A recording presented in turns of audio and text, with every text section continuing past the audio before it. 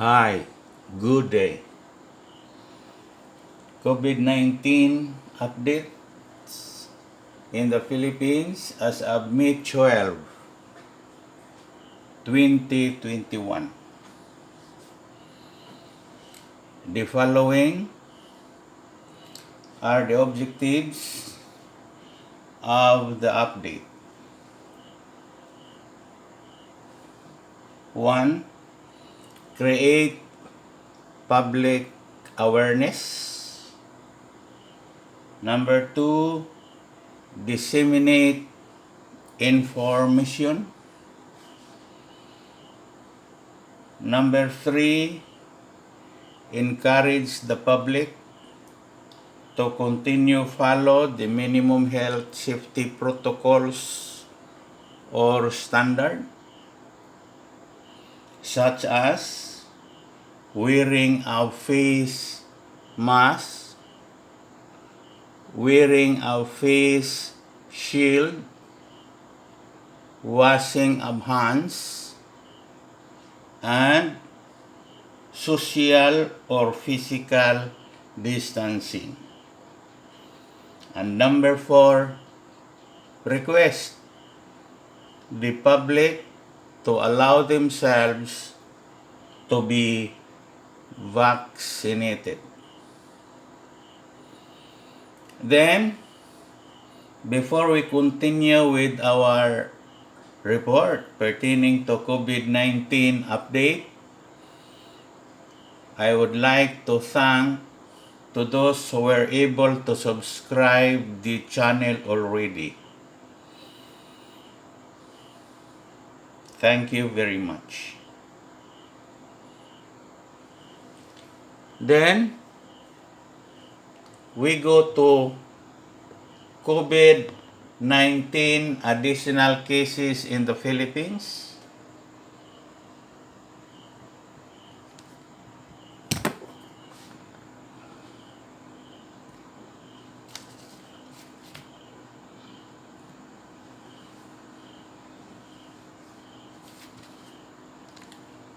In the upper matrix,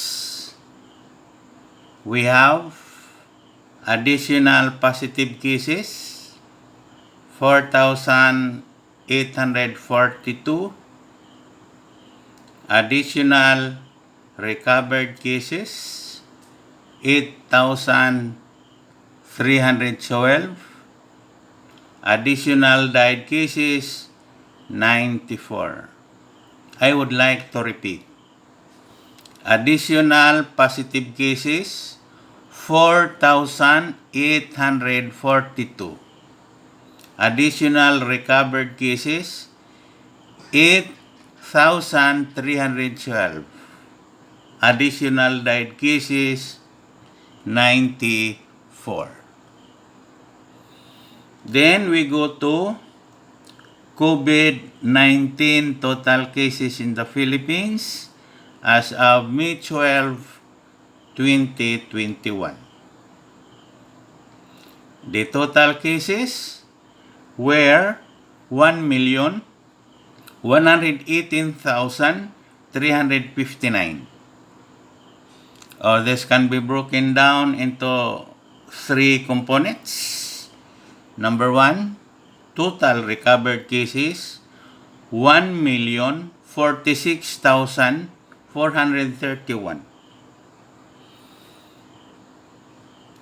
Total died cases, 18,714.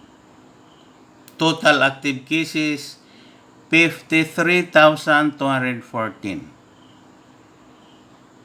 If we are going to take the sum of the 3 components, equals the total cases, 1,118,359.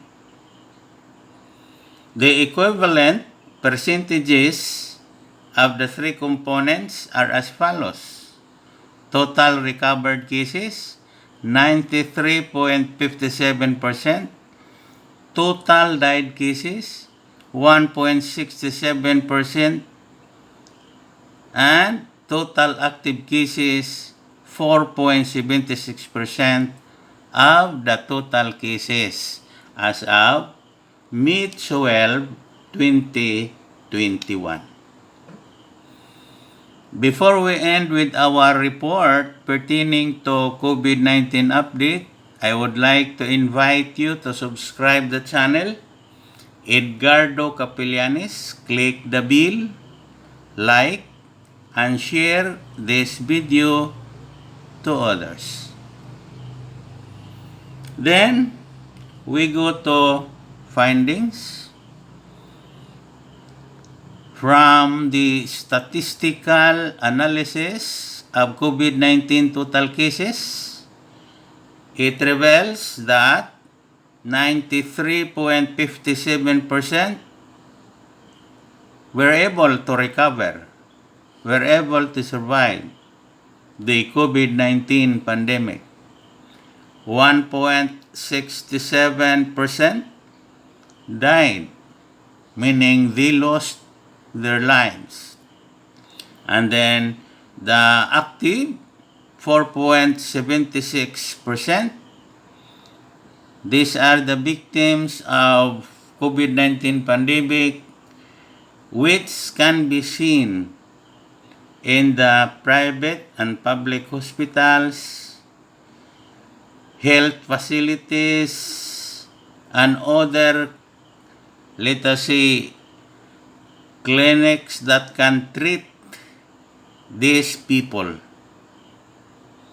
And from the statistical analysis again, out of these victims, which is 4.76% of the total cases, 93.57% can survive. Only 1.67% will lost their lives. This is according to the probability using the statistical analysis. Thanks for watching.